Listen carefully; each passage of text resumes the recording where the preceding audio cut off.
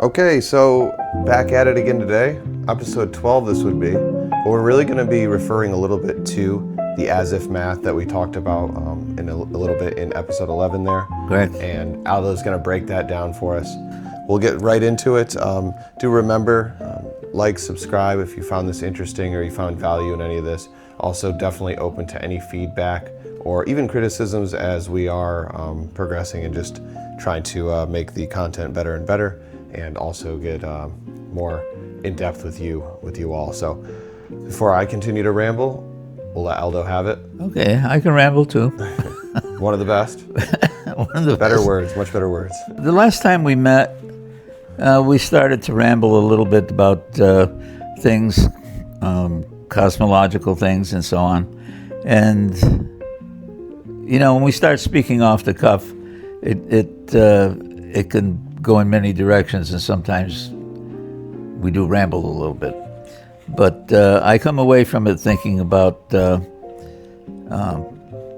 what I'm calling as-if math, that 2 equals 1. I did mention it a little bit in another episode. In this 11th episode, titled As If Math, 2 equals 1, we intentionally directed at our opening premises that 1, expression, and 2, experience occur together. That's 2 ideas as 1. Why? Because recently in scientific and cosmological circles, questions are arising that attach to acceptance and explanatory paradigms, namely the so-called Big Bang, dark energy, dark matter. These are all theories. Some preliminary attempts to clarify these burgeoning questions include 1, an idea of a Big Bang. It seems that it originated by reverse engineering. That is a big shrink into a singularity that then went bang. So I don't know what to make of that. An idea that dark energy, a mysterious force that is about 68% of the universe's dark density, or energy density, meaning what exactly? I don't understand. It's invisible, and it drives the expansion of space. Third, an idea that dark matter, also invisible, and 27% of the universe is acting as glue, holding 5% of the visible universe together. So this energy plus matter equals 95% of everything that's invisible. How can that be? It seems the only thing missing is consciousness, a universe of only 5% visibility minus consciousness, I guess. Maybe that 95% is where that came from. I'm not sure of that. At any rate, we did offer the as-if math 2 equals 1 option, is that energy, matter, plus spirit, consciousness, emerge as one entity from a substratum. I mentioned the substratum before. It's a living, pulsing organism's self-conscious being originating within the realm as human embodiments of the Radix process. That's where I'm going with this. I know I was a little sarcastic there, but I thought it was necessary. That's good. And now we're going into more of the paradigm. Yeah, this information for episode 12. The idea of what a paradigm is, we know what paradigms are. There's certain rules that hold together that explain various things. There's a scientific paradigm that ends up with a scientific method. So a paradigm is the way you do things, the way you prove things. Math has algebra and various other ways of proving the problem or what they're going to solve for. So these are all paradigms. In music, you have various keys. So each key tells you what to play and how to play it and so on. We know what a paradigm is. It's a set of rules that sets up what you're going to do, and you follow the rules, you live up to the paradigm.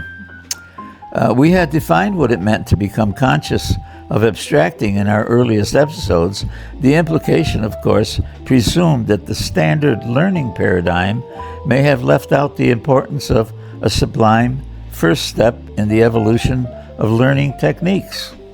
The inclusion of abstracting as an essential part of learning does present a shifting paradigm in this model of personal development. We are talking here about personal development, knowing that we abstract and becoming more and more conscious of this mental activity is part of our new paradigm. Paradigms are models of understanding what the big picture might be. They all move toward explaining a something. By examining a small portion of a large non-representational art composition, for example, in an attempt to arrive at its big picture, namely feelings, is a major paradigm shift in this sensational visual model. Reframing and the as-if techniques will continue to be applied to shifting paradigms. For example, when first attempting to describe what the blocking or denying of a strong emotion might look like in its earlier manifestations, my example was to imagine a cartoon of a young boy's response to being scolded. Visions of closed fists strongly held at his sides with steam streaming out of his ears was an apt description. That description accurately defines gross muscular contractions with tightly held breath to avoid any angry outburst. What did that paradigm of behavior accomplish? It's this. It accomplished I accomplished that, me. Yes, these almost invisible holding patterns emerge in one's character and will in service to an ego. That's a different paradigm. Over time, that process will be refined to the point where no visible steam or muscular contortion, no held breath, a living counterpulsation.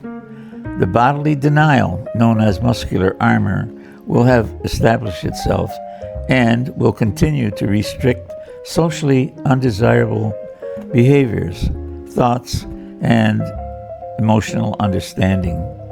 This living, pulsating, counterpulsating of one's breath, the radix process proper, continues throughout one's life. It is the combined energy-spirit occurrence initiated by our organism's motor cortex. That means freedom of volitional movement. Even while impeded, life's energy-spirit molds our character, personality, unity, our human will, Freud's ego construct, and Jung's shadow self simultaneously. As if the too much of it all is not enough, the Radix model facilitates the embodiment of consciousness. Remembrances, spontaneous movement, speech, qualitative phenomena, and both internal and external environments of language. This newest shifting paradigm that we've been constructing based on the pulsatory phenomena found in the Radix Realm is based on a theory of antithetical pairs of emotions consistent with embodiment. These energetic pairs need to be understood prior to their conscious counterparts, and I will list those.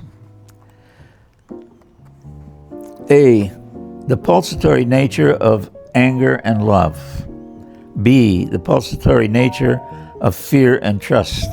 C, the pulsatory nature of pain and pleasure. And D, the pulsatory nature of longing and fulfillment. The antithetical feelings I just mentioned are not opposites. They don't act in opposite ways. If one blocks their fear, they're also blocking their trust. If one blocks their anger, they're blocking their capacity to love. If one chooses to block, and we do this all the time, I, in fact, am a pain blocker, I block my capacity for pleasure. And what's most subtle of all, because it includes a lifetime, is if you block your longing, your capacity for fulfillment is incapacitated. So the reverse can be true, and that's what we're after. We're after opening up all the fear that we have blocked, whether it's fear about our own being and ourselves, fear of something happening to us or to loved ones. If we don't fear it, then we're contaminating our capacity to trust what's going to happen. One needs to have a little bit of trust in life itself. Otherwise, is it all a dreary series of bad things happening to us? That's not it. If one blocks their anger and they lose their capacity to love, they're going to be mad at everything all the time and act in ridiculous ways. Where does the love come in? Where does the joy from not holding on to anger come from? I think even the nature of confession, of all of these things that helps us get this off our chest, is a way of unblocking, so that we can enjoy equally anger when it's necessary, love when it actually happens to us, to be open to it happening, to let the flow of that emotion become knowledge of your being. This is more than just thinking about it. It's an experience. It's this experience that's being expressed by the body. We need to be angry when it's time to be angry. We need to feel the pain in order to finish it with it, so that we can have the pleasure. But the longing part is the longing to become who we can become, full of love, full of pleasure, full of joy, and our pulsatory lives makes it possible to contain these emotions. You want to contain the emotion. Containment is a part of what we're talking about. If you can contain the emotion of anger without acting on it, you keep yourself clean, emotionally clean, so that when the love part comes in, it won't be contaminated by the anger. That's why they're not opposites. They work in consort one with the other.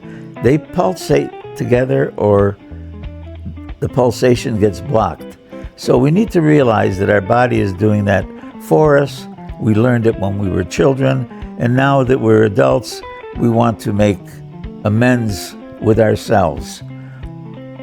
That's the nature of it. That's the nature of longing for a better life, longing for a meaningful life, longing for a life that brings you joy, that you can experience without feeling guilty about it.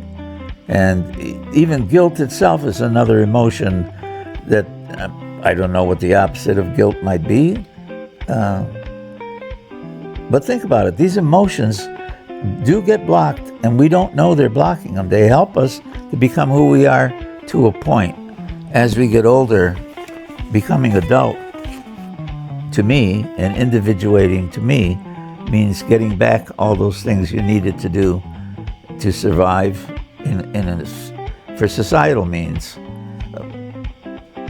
I think I'll end there, because talking about these things that need to be experienced needs explanation. It needs more evolved talk. It needs conversation. That's why I keep asking people to express what they need to. Why did you say this? Why did you say that? How can you prove it? How do you know when you're containing an emotion? Well, when you're containing an emotion, you might have steam coming out of your ears. I don't know. Beautifully written, but even more beautifully said. So I too think, good way to wrap it up. Okay. And the energetic pairs and the conscious counterparts, especially in the way you just went about and spoke about that, definitely hits home for me as well, just thinking about that. So that's the type of stuff we would encourage people to go to the comment section and, let us know what you thought as well, especially there towards the end. That speaks to somebody, it speaks to pretty much everybody.